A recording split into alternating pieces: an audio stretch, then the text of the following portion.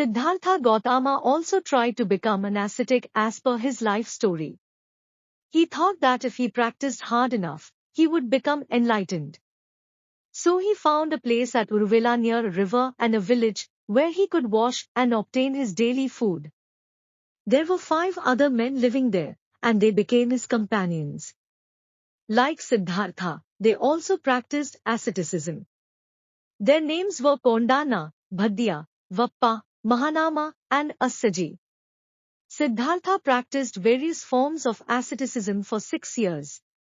He reduced his eating more and more until he ate nothing at all. This stage of Buddha was named Fasting Buddha Shakyamuni. He became extremely thin, but still, he did not want to give up such practice. One day, while meditating alone, he fainted. At that time, a shepherd boy with a goat walked by. He saw Siddhartha and realized that without any food Siddhartha would die very soon. So he quickly fed him some warm goat's milk. Soon Siddhartha regained consciousness and began to feel better. He realized that without the boy's help, he would have died before attaining enlightenment. From then on, Siddhartha began eating normally. Soon his health was completely restored. He made a promise to himself, I will not give up until I achieve my goal, until I find a way of freedom from suffering, for myself and all people. As he meditated, Siddhartha let go of all outside disturbances and memories of pleasures from the past. He let go of all worldly thoughts and turned his mind to finding the ultimate truth about life.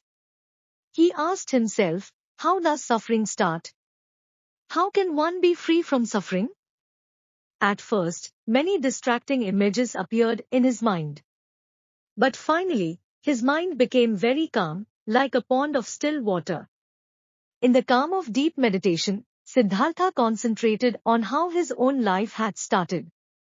First, Siddhartha remembered his previous life. Next, he saw how beings are reborn according to the law of cause and effect, or karma. He saw that good deeds lead away from suffering to peace and happiness, and that bad deeds lead to more suffering. Then he saw that the origin of suffering is being greedy, which arises from thinking that we are more important than everybody else. Finally, he became completely free from thinking in this way. This freedom is called nirvana. So, at the age of 35, Siddhartha became the Buddha, the Supreme Enlightened One. The story witnessed the 4 noble truths taught by Gautam Buddha to the people. The first one was about the fact that suffering exists.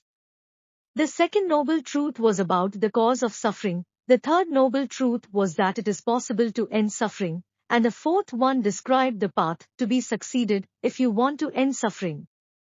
During this first teaching, one of the monks learned everything and attained the first stage of enlightenment. Then he asked the Buddha to bless him as a monk.